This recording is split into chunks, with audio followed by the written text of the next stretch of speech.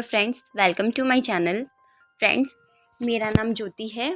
Friends, आज की इस वीडियो में हम बात करेंगे वेस्टर्न पॉलिटिकल थॉट, पश्चिमी राजनीतिक विचारों में हम बात करेंगे यूनानी राजनीतिक विचार, जिसमें हमारे प्लेटो, सुकरात, अरस्तु आते हैं। और आज की इस वीडियो में हम बात करेंगे प्लेटो की। फ्रेंड्स, किसी भी राजनीतिक विचारक के विचारों को जानने से पहले हमारे लिए ये जानना ज़रूरी हो जाता है कि उसका जीवन काल कैसा था, क्योंकि फ्रेंड्स, किसी भी राजनीतिक विचारक के जीवन का उनके विचारों पर बहुत गहरा प्रभाव पड़ता है और जिन चीज़ से प्रभावित होकर वे अपने विचार प्रस्तुत करते हैं। तो चलिए फ्रेंड्स, सबसे पहले हम बात करते हैं प्लेटो के सामान्य परिचय की। फ्रेंड्स, जो प्लेटो है उनका जन्म 427 ईसा पूर्व एथेंस के एक कुलीन परिवार में हुआ था। जो प्लेटो थे उनको प्राचीन यूनान का अत्यंत प्रभावशाली दार्शनिक माना जाता था और वे पश्चिमी परंपरा के सबसे पहले व्यवस्थित राजनीतिक सिद्धांतकार माने जाते हैं। जो प्लेटो थे उनका वास्तविक नाम एरिस्टोक्लीस था और क्योंकि प्लेटो एक बहुत ही सुंदर और हष्ट पुष्ट युवक के रूप में बड़े हुए थे और प्लेटो का कंधा दिखने में बहुत चौड़ा था, जिस वजह से उनके गुरु सुकरात ने उन्हें प्लेटो नाम दिया था। और फ्रेंड्स, ये बात याद रखने वाली है कि अरबी भाषा में प्लेटो का मतलब अफलातून होता है। अब हम बात करेंगे प्लेटो की शिक्षा की। तो फ्रेंड्स, प्लेटो ने अपनी शुरुआती शिक्षा अपने घर में ही ली, पर फ्रेंड जब वो 20 साल के हुए तब वे सुकरात की तर्क विद्या से इतने प्रभावित हुए कि वे उनके संपर्क में आए और उनके शिष्य बन गए और 8 साल तक प्लेटो ने सुकरात से शिक्षा ली। दोस्तों, अब हम बात करेंगे प्लेटो और सुकरात की। जो प्लेटो थे उनके चिंतन में सुकरात की तर्क विद्या की गहरी छाप हमें देखने को मिलती है। इसके अलावा जो सुकरात थे वो एक भ्रमणशील विचारक थे, जो एक जगह से दूसरे जगह घूमते रहते थे और घूम घूम कर अपने साथ बहुत सारे युवक इकट्ठे कर लेते थे और जो युवक इकट्ठे होते थे उनको वे एकांत में ले जाते थे, उनसे तर्क वितर्क करते थे, बातचीत करते थे। और इस बातचीत के दौरान जो विषय या जो समस्या उभर कर सामने आते थे, सुकरात उन युवकों से उस विषय और समस्या की परिभाषा देने के लिए उनसे आग्रह करते थे। सुकरात ने इस समस्या पर भी विचार किया कि जो एथेंस का चरित्र है वो दुर्बल क्यों है और उसे स्पार्टा वासियों के अत्याचार क्यों सहने पड़ रहे हैं। तो सुकरात जब इस चीज के निष्कर्ष पर पहुंचता है तो वो कहता है कि एथेंस में लोकतंत्र का चलन है, जिसमें लोग इमोशंस से काम लेते हैं, तर्क बुद्धि से नहीं। यहाँ पर जो चरित्रहीन लोग होते हैं वो चुनाव जीतकर ऊंचे ऊंचे पद प्राप्त कर लेते हैं।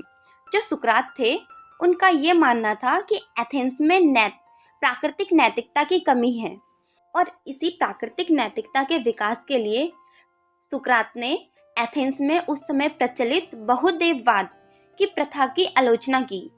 सुकरात का कहना था कि देवी देवता की तुष्टि के लिए बलिदान देना गलत है। उसने बलिदान की रीति का विरोध किया था और जो सुकरात है उन्होंने नैतिकता को धर्म से अलग करने का सुझाव दिया था। और जिस समय जो सुकरात है वो अपने इन विचारों का प्रचार प्रसार कर रहे थे, उन्हीं दिनों में एथेंस में लोकतंत्र और अभिजात तंत्र में प्रतिद्वंदिता चल रही थी। फिर क्या होता है दोस्तों, जो लोकतांत्रिक दल है वो जीतकर सत्ता में आ जाती है।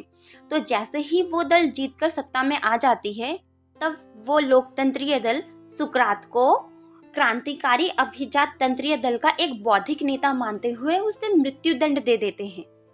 और जब सुकरात को जहर का प्याला दिया गया था उस टाइम पे जो प्लेटो थे वो सुकरात की छत्र छाया में ही थे।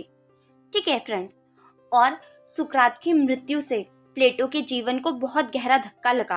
प्लेटो उससे बहुत ज्यादा प्रभावित हुए थे। क्योंकि सुकरात को मृत्यु दंड लोकतंत्र के अंदर ही दिया गया था, इस वजह से प्लेटो लोकतंत्र को पसंद नहीं करते थे। सुकरात की मौत के बाद प्लेटो कई वर्षों तक यूनान, मिस्र और इटली की उन्होंने यात्रा की। वहाँ की शासन प्रणाली का उसने अध्ययन किया। जो प्लेटो थे वो फारस भी गए थे और कुछ विद्वानों का ये तक कहना है कि इस दौरान जो प्लेटो है वो भारत आए थे और यहाँ से उन्होंने वेदांत की शिक्षा भी ली थी। और 388 ईसा पूर्व जब प्लेटो एथेंस दोबारा वापस लौट कर आए तब उन्होंने यहाँ लौटकर अकादमी नामक एक शिक्षण संस्था की स्थापना की और इस अकादमी शिक्षण संस्था को यूरोप का प्रथम विश्वविद्यालय होने का गौरव प्राप्त हुआ था। इसके अलावा जो प्लेटो थे, उन्होंने सिसिली के राजा दियोनसिस द्वितीय को एक दार्शनिक राजा बनाने की बहुत कोशिश की, पर वे सफल नहीं हो सके। और फ्रेंड्स, 347 ईसा पूर्व 81 वर्ष की उम्र में जो प्लेटो है उनका निधन हो गया। फ्रेंड्स, आज के वीडियो में बस इतना ही, और इसके आगे जो वीडियोस आएंगे उसमें हम प्लेटो की रचनाएं और उनके विचारों के बारे में जानेंगे। आज का वीडियो देखने के लिए आप सभी का बहुत बहुत धन्यवाद।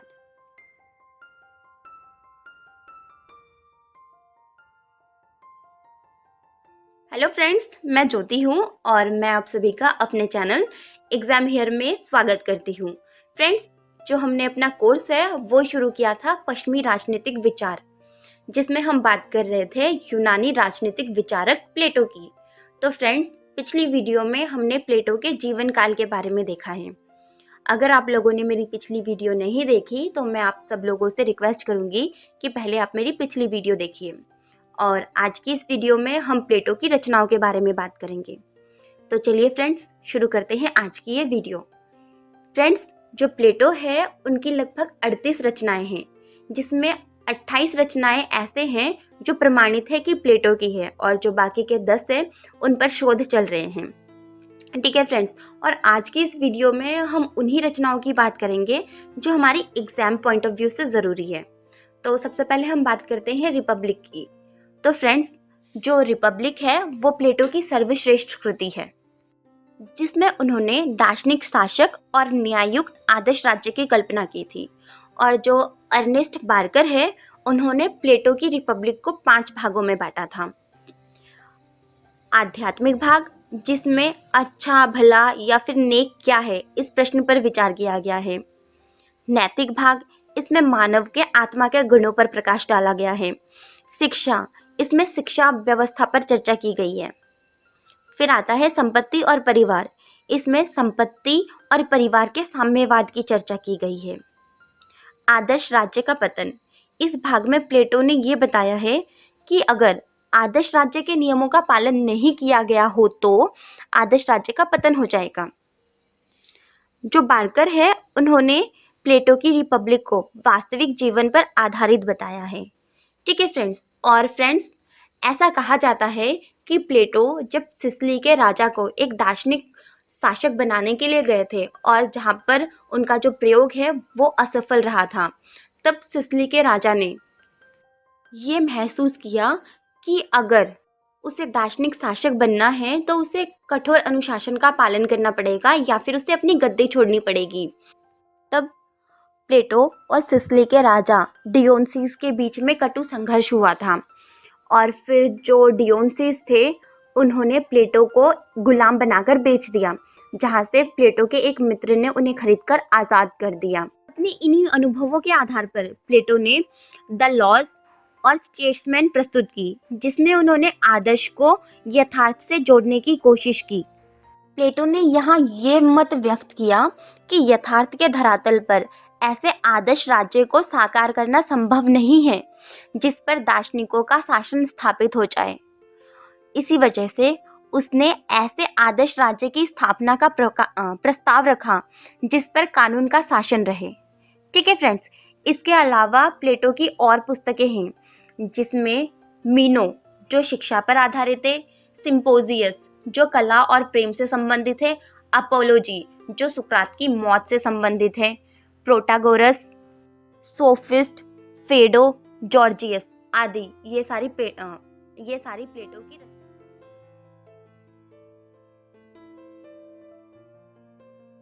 हेलो फ्रेंड्स, मैं ज्योति हूँ और मैं आप सभी का अपने चैनल एग्जाम हेयर में स्वागत करती हूँ। फ्रेंड्स, इससे पहले मेरी प्लेटो से रिलेटेड 2 वीडियोस अपलोड हो चुकी है। अगर आप लोगों ने मेरी वो वीडियोस नहीं देखी है तो उनके लिंक्स मैंने अपने डिस्क्रिप्शन बॉक्स पे दिया हुआ है, आप वहाँ से मेरी वो वीडियोस देख सकते हैं। फ्रेंड्स, आप लोगों को अगर मेरी वीडियो पसंद आती है तो चैनल को सब्सक्राइब करें, वीडियोस लाइक करें, कमेंट करें और ज़्यादा से ज़्यादा इसे शेयर करें। तो चलिए फ्रेंड्स, शुरू करते हैं आज की ये वीडियो। फ्रेंड्स, आज की इस वीडियो में हम बात करेंगे प्लेटो के न्याय संबंधी विचारों की। तो चलिए स्टार्ट करते हैं। प्लेटो का न्याय सिद्धांत, प्लेटोज थ्योरी ऑफ जस्टिस। तो फ्रेंड्स, जो प्लेटो है उनका राजनीतिक चिंतन यूनानी दार्शनिकों की इस मान्यता से शुरू होती है कि राज्य जीवन की जरूरत की वजह से अस्तित्व में आता है और सद जीवन के लिए बना रहता है। फ्रेंड्स, जो प्लेटो है उनका ये कहना था कि जो राज्य है वो मनुष्यों की ज़रूरतों की वजह से ही अस्तित्व में आता है और जो मनुष्य है वो अपनी ज़रूरतों की वजह से ही एक दूसरे का सहारा लेते हैं, एक दूसरे के साथ मिलकर रहते हैं राज्य या समाज बनाकर। फ्रेंड्स, जो प्राचीन यूनानी दार्शनिक थे उन्होंने राज्य और समाज में कोई अंतर नहीं बताया था। ठीक है फ्रेंड्स, पर समस्या इस बात की थी कि राज्य तो अस्तित्व में आ गया, पर राज्य को सदजीवन का साध्य कैसे बनाया जाए। ठीक है फ्रेंड्स, और इसी वजह से जो न्याय की है वो तलाश शुरू हो जाती है।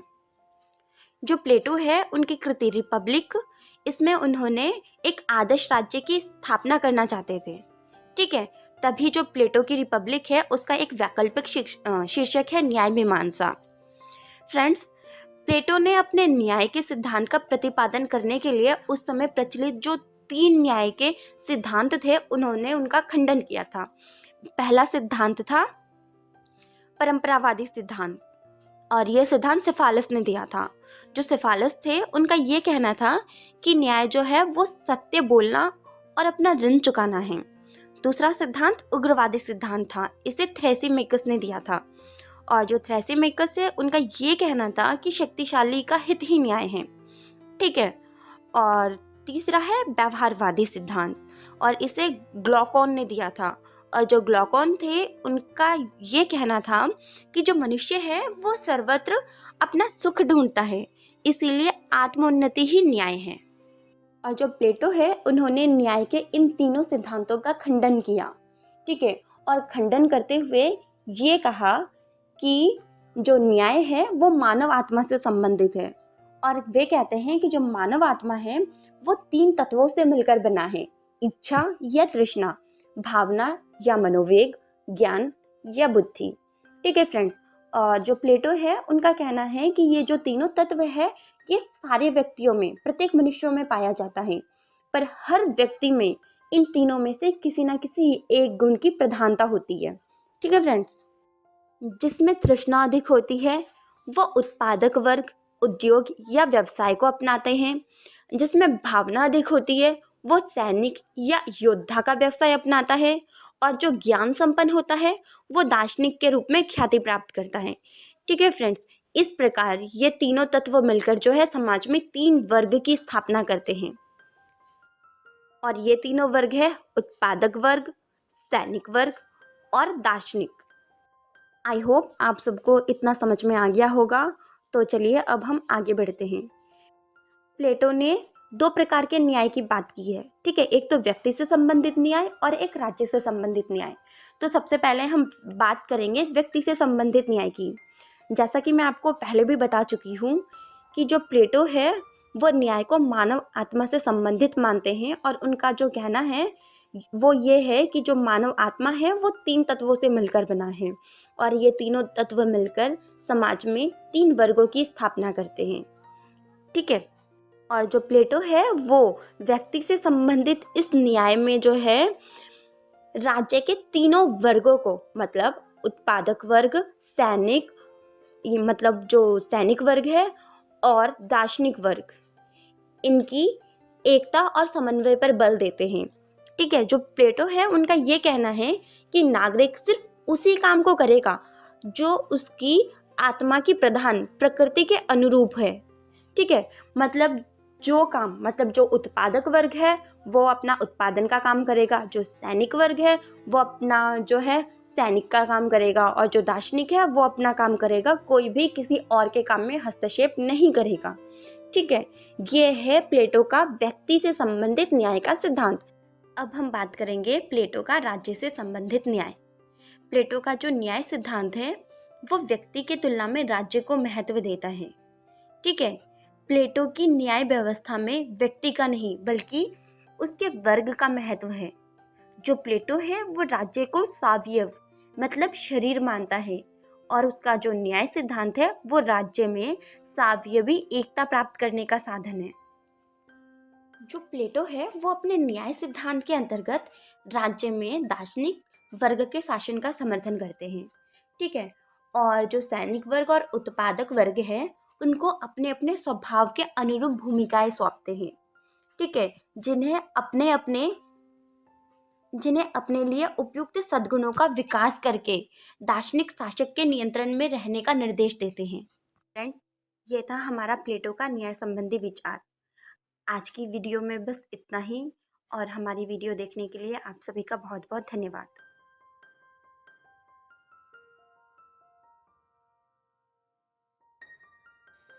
हेलो फ्रेंड्स, मैं ज्योति हूँ और आप सबका एग्जाम हियर में स्वागत है। फ्रेंड्स, इससे पहले प्लेटो से रिलेटेड मेरी 3 वीडियोस अपलोड हो चुकी हैं। अगर आपने मेरी वो वीडियोस नहीं देखी है तो उनके लिंक मैं अपनी डिस्क्रिप्शन बॉक्स में दे दूँगी, आप वहाँ से मेरी वो वीडियोस देख सकते हैं। फ्रेंड्स, हमने अपनी पिछली वीडियो में प्लेटो के न्याय संबंधी सिद्धांत के बारे में चर्चा की थी और आज की इस वीडियो में हम प्लेटो के शिक्षा संबंधी विचारों पर चर्चा करेंगे। तो चलिए फ्रेंड्स, शुरू करते हैं आज की ये वीडियो।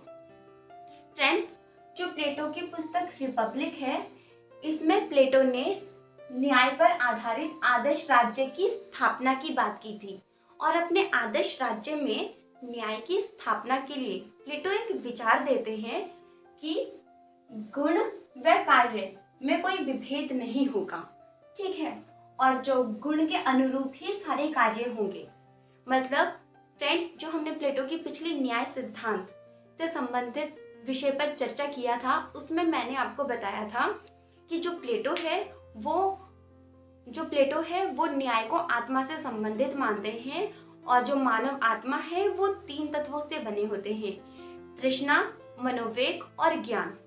जिस व्यक्ति में तृष्णा अधिक होती है वो उत्पादक वर्ग की स्थापना करता है, जिसमें मनोवेग अधिक होता है वो सैनिक वर्ग की, और जो ज्ञान संपन्न होता है वो एक दार्शनिक शासक के रूप में जो है ख्याति प्राप्त करता है। और प्लेटो के न्याय सिद्धांत में फ्रेंड्स हमने ये भी पढ़ा था कि जिस व्यक्ति में जिस गुण की प्रधानता होगी वो उसी वर्ग में जाएगा और अपने वर्ग से रिलेटेड ही कार्य करेगा और किसी अन्य के कार्य में कोई हस्तक्षेप नहीं करेगा। तो फ्रेंड्स, यहाँ पे वही बात हो रही है कि गुण के अनुरूप कार्य।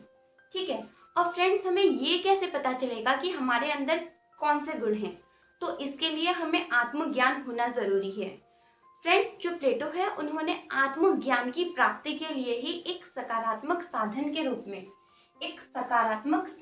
रूप में शिक्षा का प्रतिपादन किया। ठीक है। फ्रेंड्स, जो प्लेटो है उन्होंने शिक्षा पर अपने ग्रंथ ये रिपब्लिक में इतने विस्तार से चर्चा किया था कि जो रूसो है इन्होंने रिपब्लिक को शिक्षा पर लिखा गया ग्रंथ कहा। किसने कहा? रूसो ने। क्या कहा? रिपब्लिक को शिक्षा पर लिखा गया ग्रंथ कहा। ठीक है फ्रेंड्स, अब आगे प्लेटो का एक कोटेशन आता है कि शिक्षा मानसिक रोग का मानसिक उपचार है। क्या है? शिक्षा मानसिक रोग का मानसिक उपचार है। ये कोटेशन किसका है? प्लेटो का है।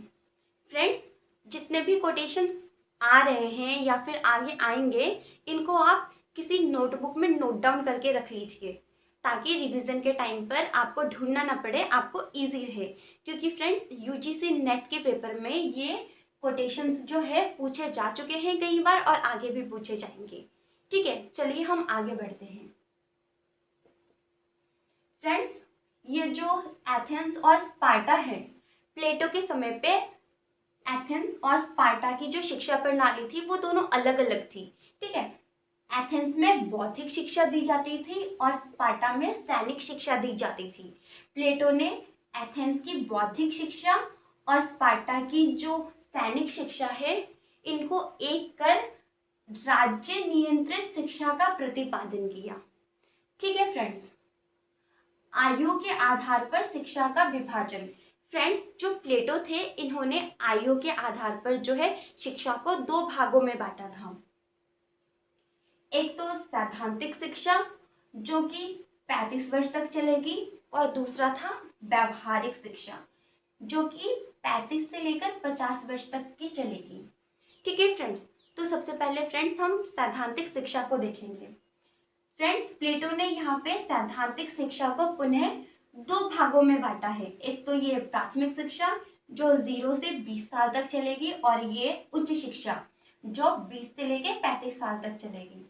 फ्रेंड्स, प्राथमिक शिक्षा शुरू करने से पहले मैं आपको एक चीज बता दूं कि जो प्लेटो है उनका ये कहना था कि जो राज्य है वो नागरिकों को जो है शिक्षा के समान अवसर देगा, अर्थात जो स्त्री हो या पुरुष हो दोनों को शिक्षा का समान अवसर दिया जाएगा।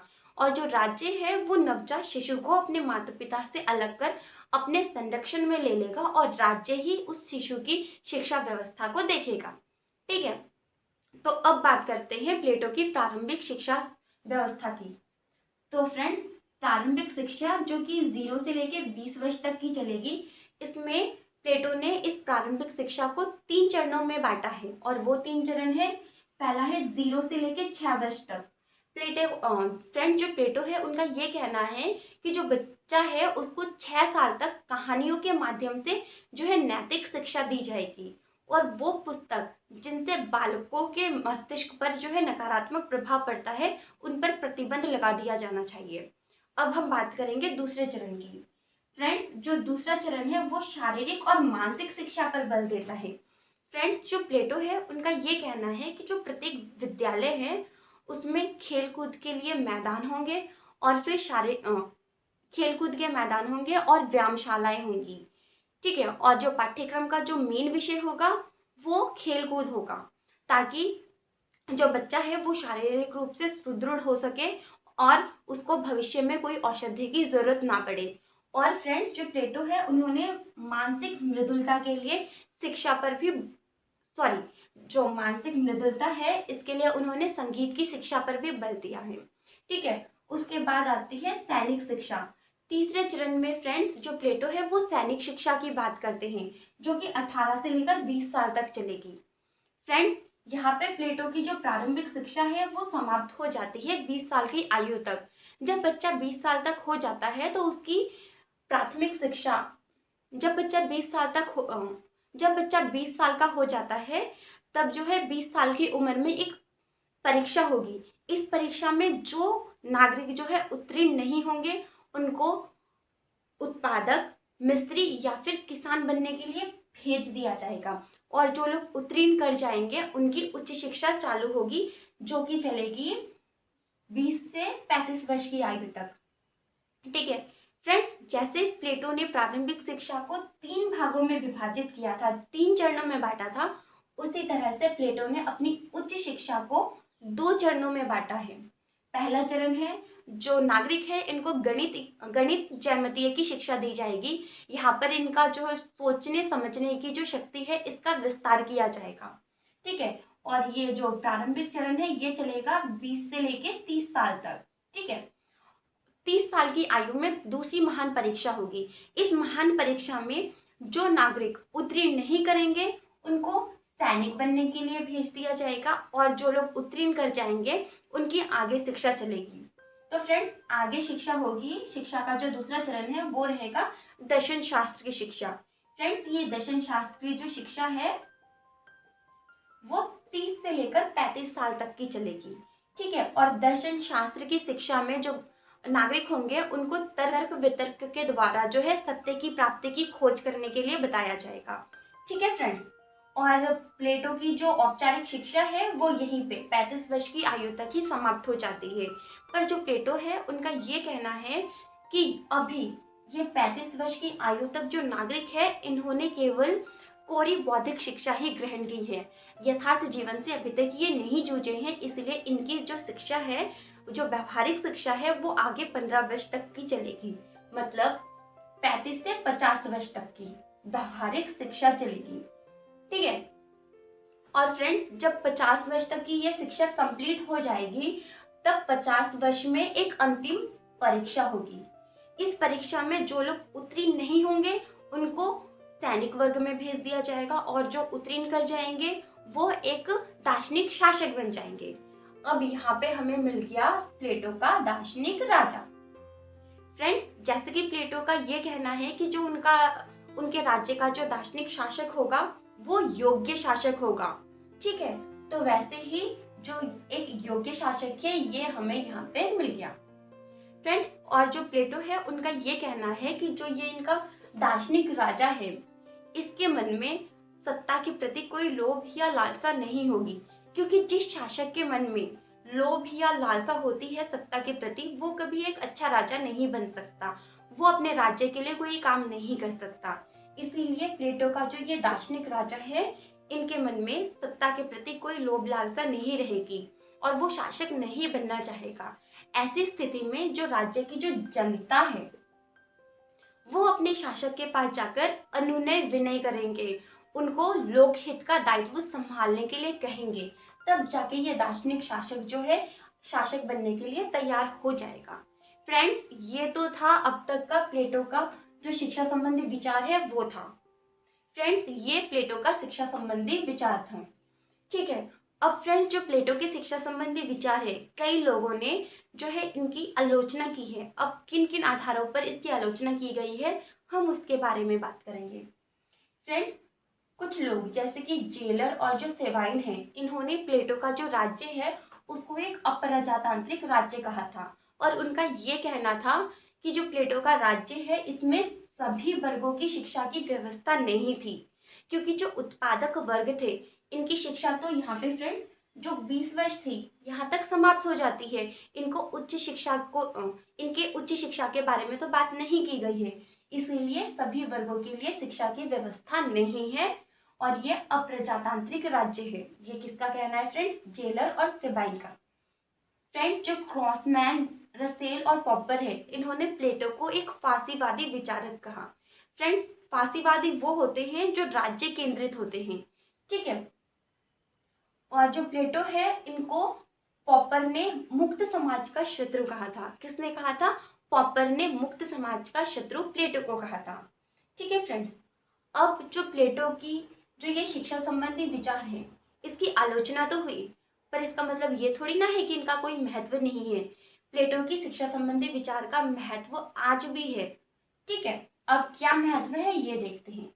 फ्रेंड्स, जो यूनेस्को की प्रस्तावना है उसका आधार प्लेटो के इस कोटेशन से शिक्षा मानसिक रोग का मानसिक उपचार है से ही लिया गया है। उसकी प्रस्तावना में ये लिखा है कि जो युद्ध है वो मानव के मस्तिष्क में ही जन्म लेता है। ठीक है, उसके बाद जो प्लेटो है उन्होंने स्त्री और पुरुष दोनों की शिक्षा की बात की है। ठीक है फ्रेंड्स, और 42वां संविधान संशोधन। फ्रेंड्स, जो प्लेटो का शिक्षा सिद्धांत है इसकी जो प्रासंगिकता है वो आज के आधुनिक युग में भी है।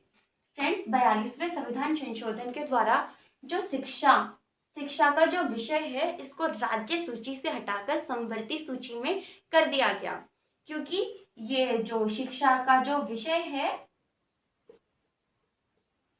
ये राष्ट्र से संबंधित है और संवर्ती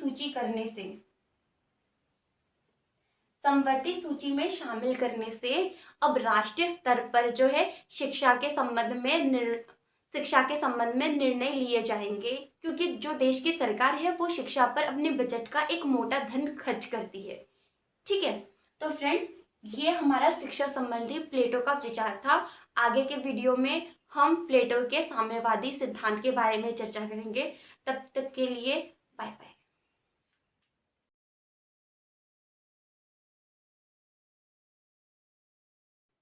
हेलो फ्रेंड्स, मैं ज्योति हूँ और आप सबका एग्जाम हियर में स्वागत है। फ्रेंड्स, इससे पहले मेरी प्लेटो से रिलेटेड 4 वीडियोस अपलोड हो चुकी है। अगर आप लोगों ने मेरी वो वीडियोस नहीं देखी है तो मैं उनके लिंक अपने डिस्क्रिप्शन बॉक्स में दे दूंगी, आप वहां से मेरी वो वीडियोस देख सकते हैं। फ्रेंड्स, पिछली जो वीडियो थी उसमें हमने प्लेटो के शिक्षा संबंधी विचारों की चर्चा की थी और आज की वीडियो में हम बात करेंगे प्लेटो के साम्यवादी सिद्धांत पर।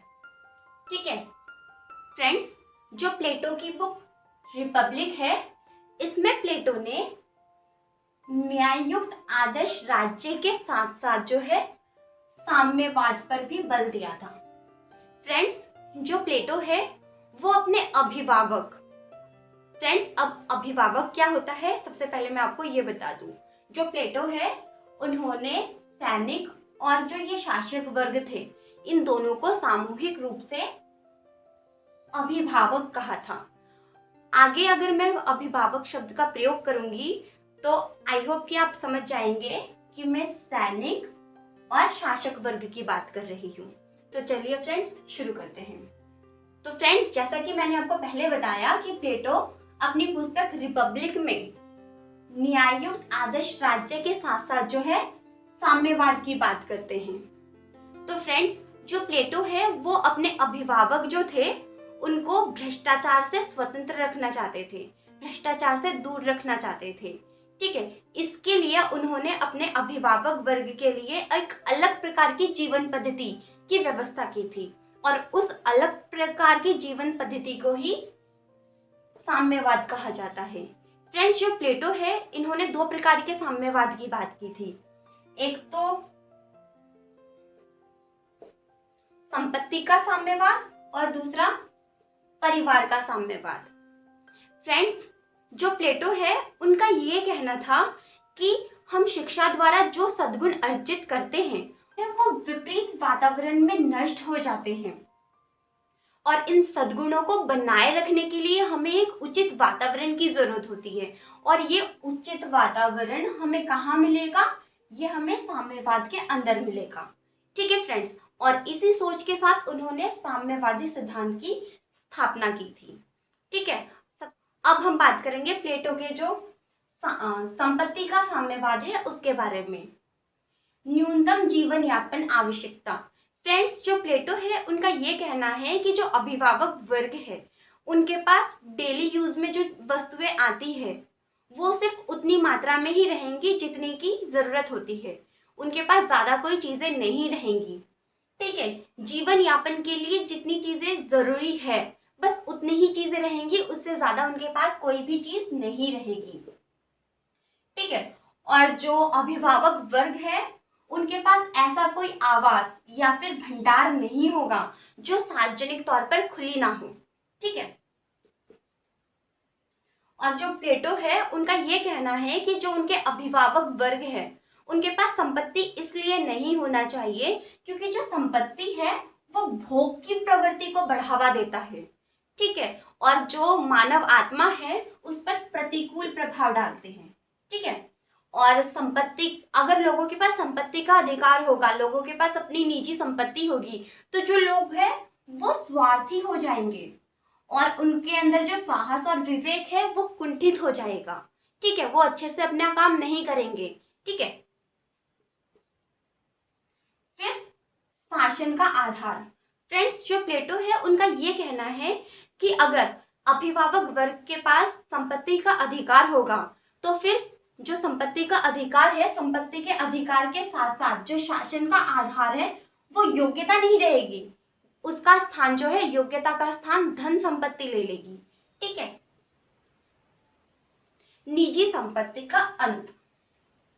फ्रेंड्स, जो प्लेटो है वो ये कहते हैं कि जो अभिभावक वर्ग है इनके पास अपनी खुद की निजी संपत्ति नहीं होना चाहिए, निजी संपत्ति के अंत की बात करते हैं।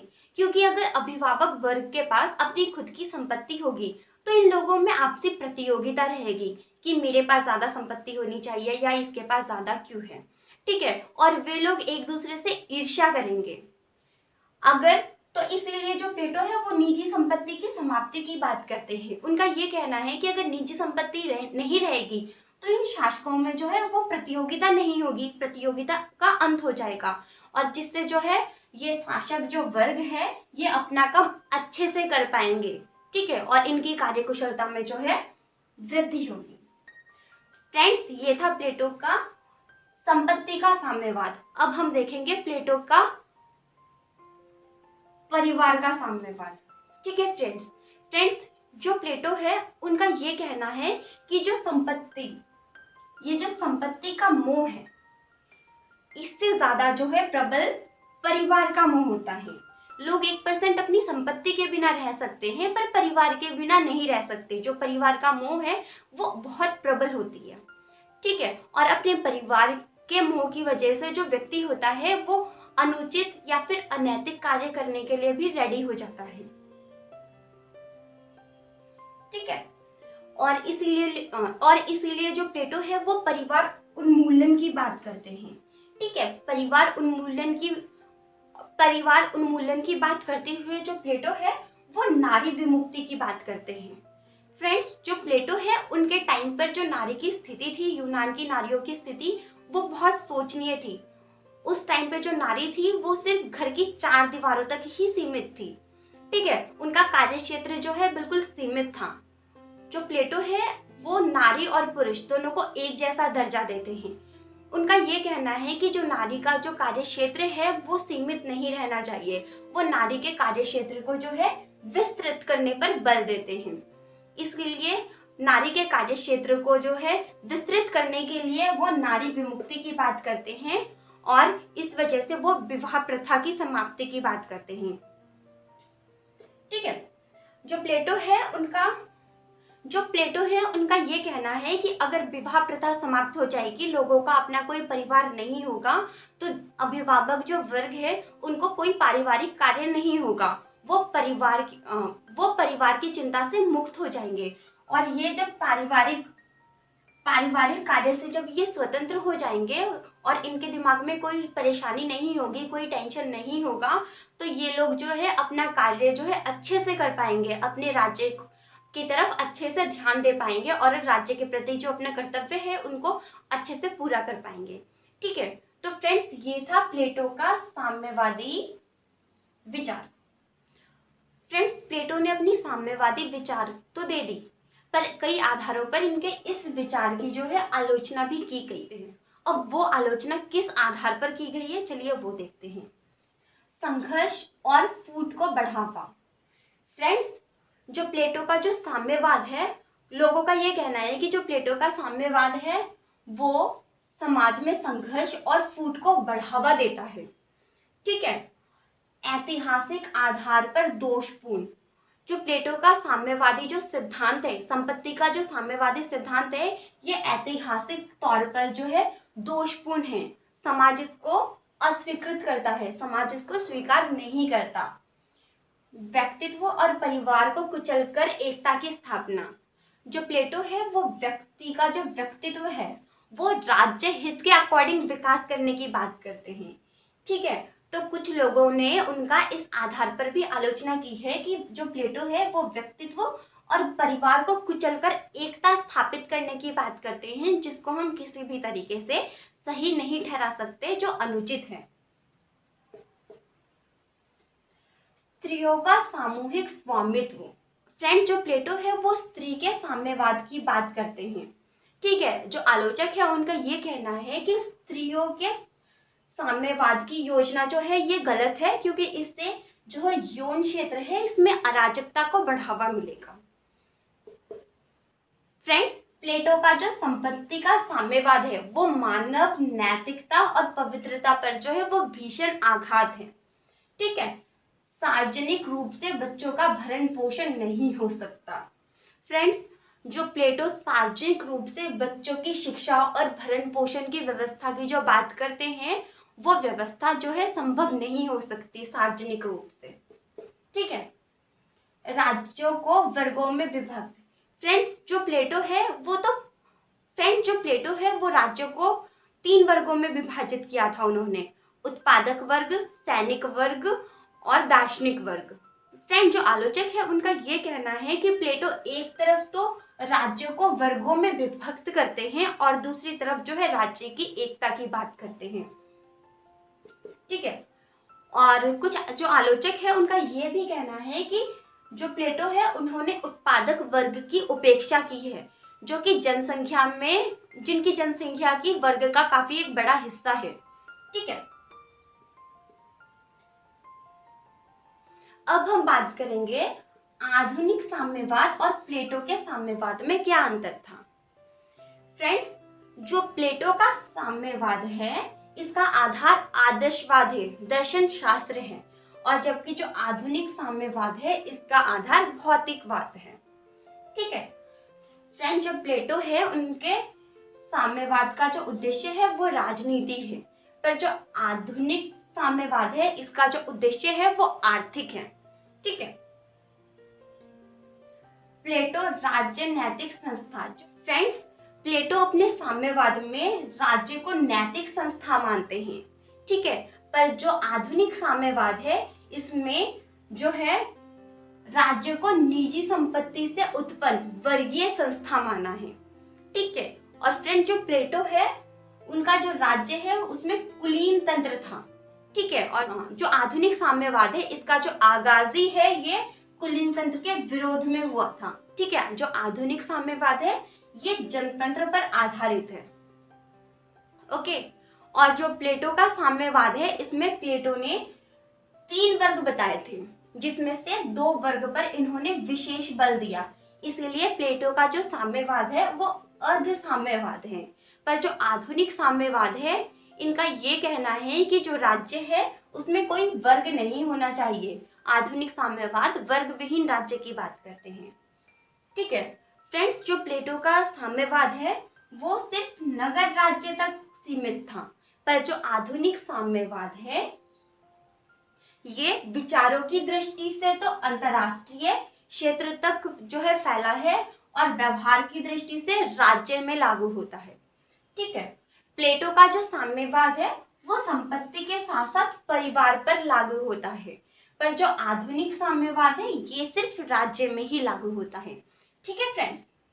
और जो प्लेटो का जो साम्यवाद है वो अव्यावहारिक है, इसको व्यवहार में नहीं लाया जा सकता। पर जो आधुनिक साम्यवाद है ये व्यवहारिक है, ये व्यवहार में चल रहा है। ठीक है। जो प्लेटो का जो साम्यवाद है वो शांति पर आधारित है, पर जो आधुनिक साम्यवाद है ये क्रांति पर आधारित है। ठीक है। जो प्लेटो का साम्यवाद है इसमें प्लेटो जो दार्शनिक शासक होता है उनको राजनीतिक शक्तियां तो सौंपते हैं, पर जो आर्थिक शक्ति है वो नहीं सौंपते हैं। ठीक है। वो राजनीतिक और आर्थिक शक्ति की पृथक्करण की बात करते हैं, पर जो आधुनिक साम्यवाद है उसमें राजनीतिक और आर्थिक दोनों शक्तियों का एकीकरण पाया जाता है। ठीक है फ्रेंड्स, ये था हमारा आज का टॉपिक। उम्मीद है कि आपको मेरी ये वीडियो पसंद आई है और मेरे वीडियो को देखने के लिए बहुत बहुत धन्यवाद।